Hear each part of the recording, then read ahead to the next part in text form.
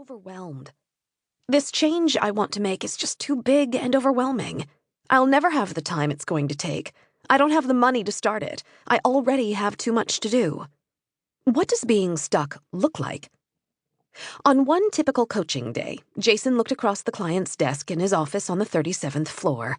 A longtime client, Stephen, not his real name, was a senior manager in a professional advisory firm in New York City.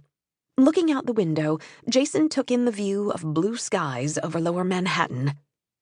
Stephen had been silent for about 3 minutes now, lunch untouched, his brow furrowed, his shoulders taut. The stress in the room was thick. Jason felt it, and waited. Why the silence? Jason had asked Stephen a question he had never answered out loud. One look around the office and you'd assume Stephen had everything together.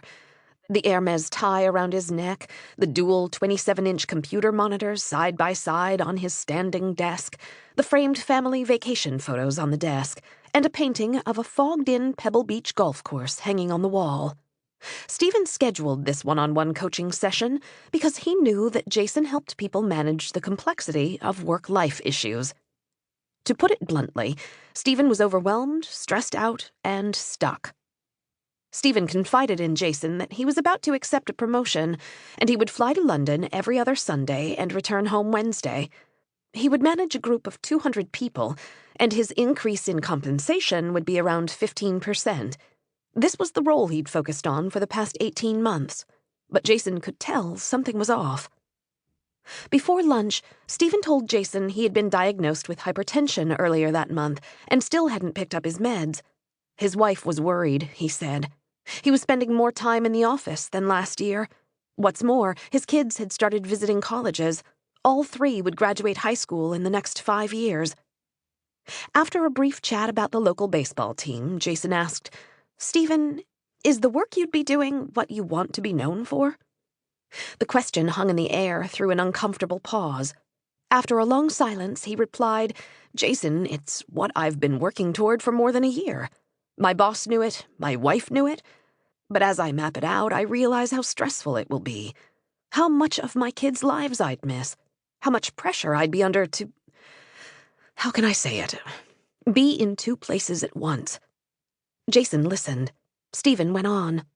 "When I called you last month to set up our meeting, I thought I just needed to get more organized.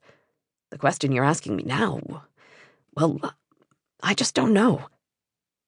And so began a year-long coaching program focused on just one momentum question that got the ball rolling. As Stephen's executive coach, Jason was not going to motivate his New York City client to make a snap decision or set up an ultimatum. Instead, he was going to help Stephen take the very same actions that you will practice as you read Get Momentum, How to Start When You're Stuck. What does being stuck feel like? A trait among people we coach, entrepreneurs, founders, managers, senior executives, is that they continue doing WUTW, what used to work. During a phone call with Jerry, not his real name, a 2-year member of our Get Momentum Leadership Academy, he said, "Last year I started going into the office Saturday mornings once a month just to catch up." He continued, "Even though I know times have changed and my role is different, it's necessary to work on the weekends.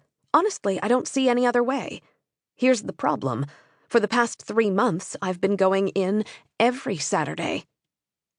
It had been 21 months since Jerry accepted this position at a new company.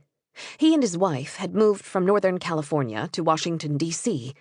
He was leading a new team of developers, the work was exciting, and the problems he was solving were challenging in a good way. While in D.C., they had their first baby at the same time that his client coverage increased. And with the work he was doing and his incredible production, he had just earned a much higher bonus. Naturally, that eased some of the financial pressure Jerry and his wife were feeling, but he felt stuck. His only response to getting more work done was working longer hours and seeing his wife and baby girl even less. Our mentor, best-selling author and internationally known leadership coach Marshall Goldsmith, who wrote the book What Got You Here Won't Get You There, wrote an email to Jason and said, "Most people, especially those who are already successful, believe that because they do a certain behavior that has led to success in the past, the same behavior will lead to success in the future. I call this..."